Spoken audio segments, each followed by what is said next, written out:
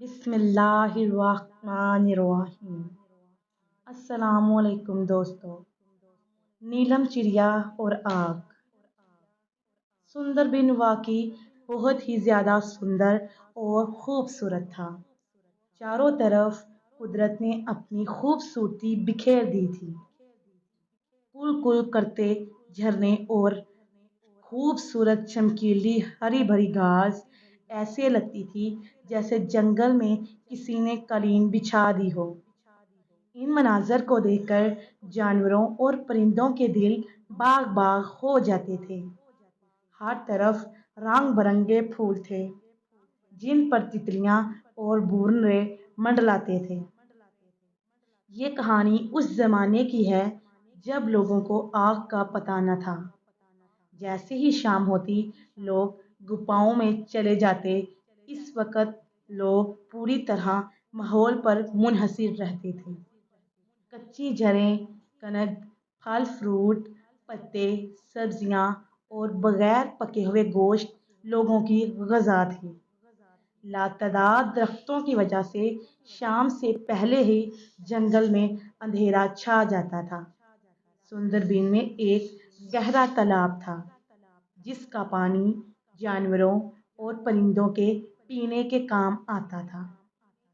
इसी तालाब के किनारे एक पीपल का दरख्त था जिस पर नीलम चिड़िया अपना घोंसला बना कर रहती थी।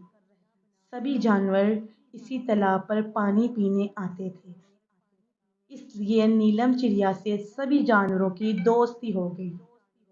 नीलम चिड़िया की एक आदत सभी जानवरों को बहुत अच्छी लगती थी। वो थी उसकी दूसरों की मदद करने की आदत।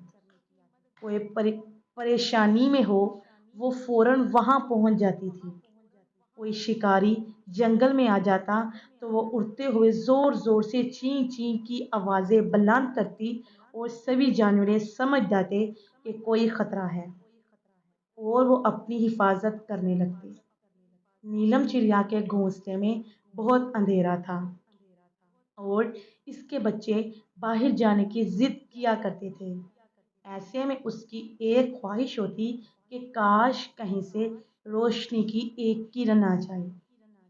उसी तालाब के किनारे एक बहुत मोटा दरख्त था जिसकी बड़ी सी खो में एक भालू रहता था। वो दिन भर सोता और जब भूख लगती तालाब से मछलियां पकड़ता। भालू बहुत ही मतलबी और खुदगर्ज था। जंगल के सभी जानवर उसे मतलबी भालू कहते थे। एक दिन खूब ठंडी हवा चल रही थी। हल्की हल्की बूंदाबांदी भी जारी थी। घोंसले में नीलम चिड़िया के दोनों बच्चे सहमे हुए अपनी माँ के इंतजार में दुबक कर बैठे हुए थे। वो दोनों सख्त भूख के थे। बेचैनी से माँ को याद करते हुए एक दूसरे को तसल्ली दे रहे थे। इधर बूंदाबांदी की वजह से नीलम चिड़िया के पैर भीग गए थे।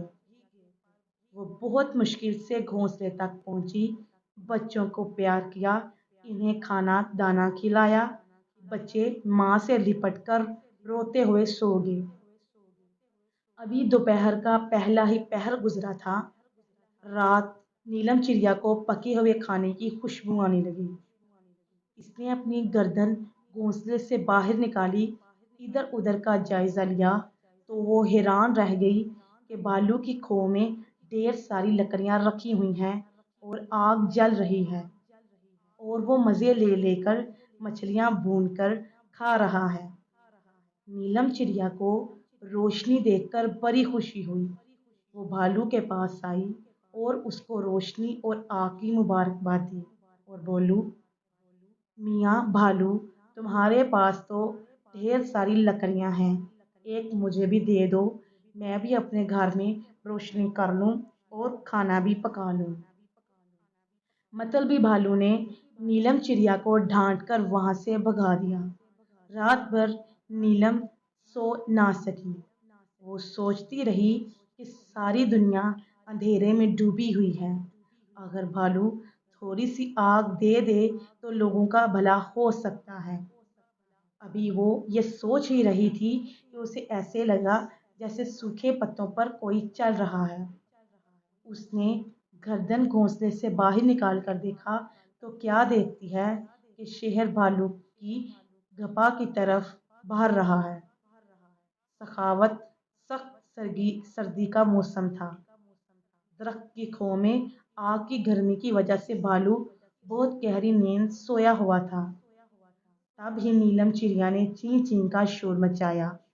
نیلم چڑیا کی چینک سن کر بھالو نیند سے جاگ گیا۔ اس کے شور سے بھالو ہی نہیں بلکہ دوسرے جانور بھی جاگ اٹھے اور نیلم کے گھونسلے کی طرف بھرنے لگے۔ اتنے سارے جانوروں کو دیکھ کر شیر فوراً ڈر کر وہاں سے رفو چکر ہو گیا۔ سبھی جانوروں نے نیلم کی خوب تعریف کی۔ مطلبی بھالو کو جب حقیقت سمجھ میں آئی تو شرمندگی سے اس کا سر جھک گیا۔ اس نے دوسرے دن نیلم چڑیا کو کئی لکڑیاں دی اور کہا، بہن مجھے معاف کر دو، اگر تم نہ ہوتی تو شیر تو مجھے کب کا کھا چکا تھا۔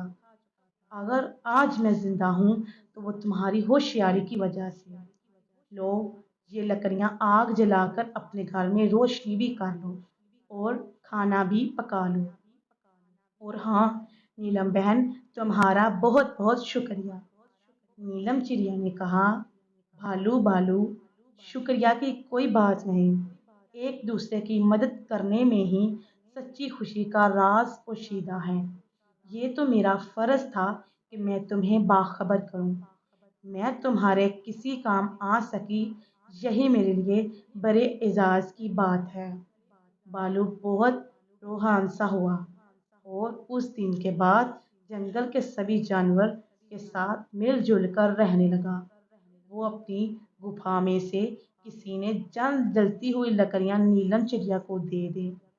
نیلم نے اس لکڑی سے پہلے تو اپنے گھونسلے میں روشنی کی، کھانا پکایا اور پورے جنگل اور آس پاس کے جنگلوں میں ہتا کے جہاں جہاں روشنی نہیں وہاں وہاں پہنچ کر اس نے روشنی پھیلائی۔ پیار کی روشنی، ایک دوسرے کی مدد کرنے کی روشنی اور مل جل کر رہنے کی روشنی۔